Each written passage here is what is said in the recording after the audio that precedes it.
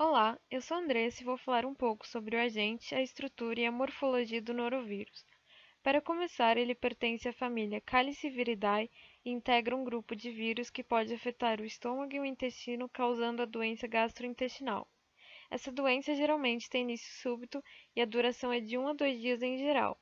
Os sintomas mais comuns são vômito, diarreia e cólica estomacal moderada. Os norovírus são encontrados nas fezes ou vômitos de pessoas infectadas ou em superfícies que tenham sido tocadas por pessoas doentes. Além disso, os surtos ocorrem com mais frequência onde há concentração de pessoas em áreas de tamanho reduzido, como, por exemplo, casas para idosos, restaurantes, eventos servidos por buffets e navios de cruzeiro.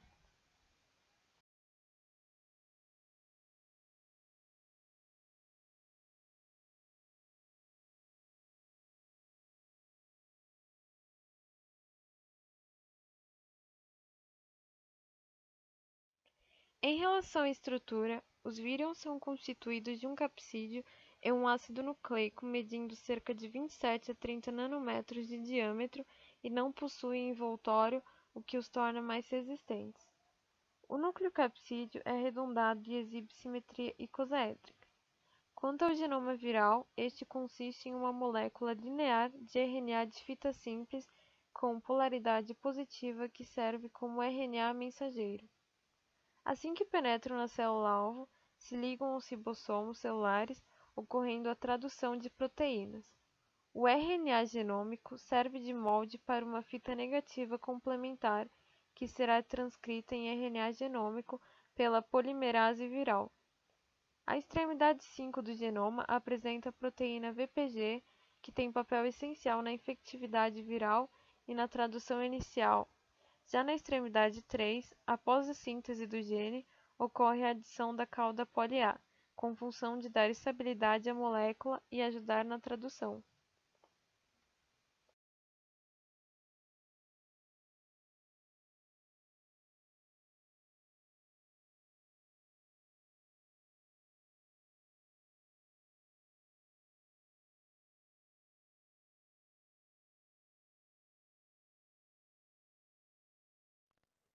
Transmissão. O norovírus é altamente contagioso, sendo que qualquer pessoa pode ser infectada, além de ser possível pegá-lo várias vezes durante toda a sua vida, porque existem vários tipos de norovirose. Além disso, o norovírus pode ser encontrado pré e pós-sintomas da doença, facilitando assim a sua transmissão, além de se espalhar mais rapidamente em lugares fechados. A transmissão acontece através do contato de vômito e fezes infectadas na boca. A imagem mostra as principais formas de transmissão, que são ingestão de alimentos e bebidas infectadas, contato direto com objetos infectados e contato com as pessoas que estão com o vírus. Depois, a imagem mostra como o norovírus é contagioso e virulento, já que uma pequena quantidade, somente 18 partículas, já nos infecta.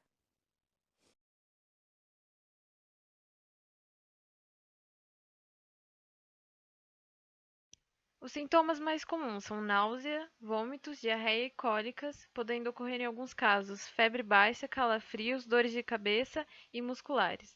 Na maioria das pessoas, a doença é autolimitante e dura poucos dias.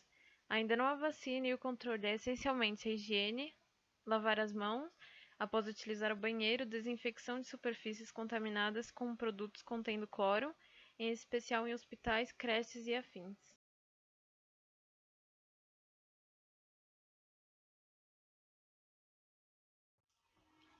Meu nome é Lucas e eu vou falar sobre os métodos de diagnóstico para norovírus. O norovírus humano não pode ser cultivado em cultura celular. Portanto, as formas de diagnóstico procuram detectar o RNA viral ou antígeno. Um dos métodos de diagnóstico é a microscopia eletrônica. Ela detecta partículas virais denominadas SRSV. Ela é usada em laboratórios de saúde pública em muitos países. No entanto, seu custo é alto, pois requer de microscopista qualificado e equipamentos caros. A RT-PCR é mais utilizada. Se trata de uma técnica molecular de grande sensibilidade e capaz de identificar e sequenciar o norovírus possibilitando estudos epidemiológicos para verificar surtos de gastroenterite. O sequenciamento do norovírus tem auxiliado nas investigações epidemiológicas relacionando casos clínicos para a determinação de fontes comuns e para a diferenciação de surtos que podem estar erroneamente relacionados. Ela utiliza diferentes primes para diferenciar os genogrupos 1 e 2 do norovírus e pode ser usada para detectar norovírus em fezes, vômito e água. Também existe o método imunoenzimático, conhecido como ELISA, que detecta antígenos virais na proteína do capsídeo do norovírus.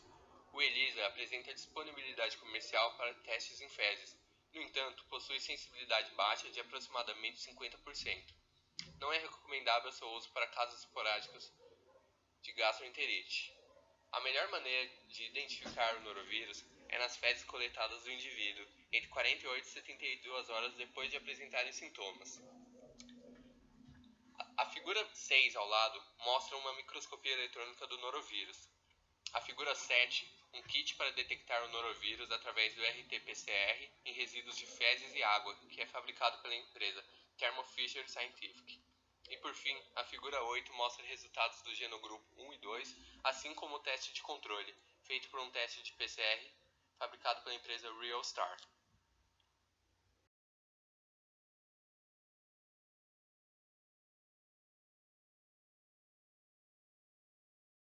Meu nome é Aline e agora nós vamos falar um pouco sobre a epidemiologia dos norovírus, a sua ocorrência no mundo. Bom, os norovírus eles estão sempre associados a surtos epidêmicos de gastroenterite. Costumam afetar mais adultos do que crianças e possuem um padrão sazonal, ou seja, a sua ocorrência acontece principalmente numa determinada estação do ano. No hemisfério norte, onde essas notificações elas são mais recorrentes, a estação do ano é o inverno, em razão da umidade, da temperatura e assim por diante. Já no hemisfério sul, essa estação é o verão. Os norovírus eles são a causa mais comum de gastroenterites virais transmitidos por água e alimentos nos Estados Unidos e na Europa. Na Europa, destaca-se a Inglaterra e a Espanha. Eles ainda são a causa de pelo menos 10% de todas as gastroenterites virais na Europa. E nos Estados Unidos, cerca de 23 milhões de casos são notificados por ano. Ressaltando que nos Estados Unidos a notificação de norovírus só perde para a notificação de gripe, ou seja, é muito recorrente. Bom, eles ainda são responsáveis por mais de 85% de todas as gastroenterites não bacterianas no mundo. No Brasil, os principais relatos de surtos estão localizados nos estados de São Paulo, com cidades, por exemplo, de Catanduva, São Paulo, e no Rio de Janeiro.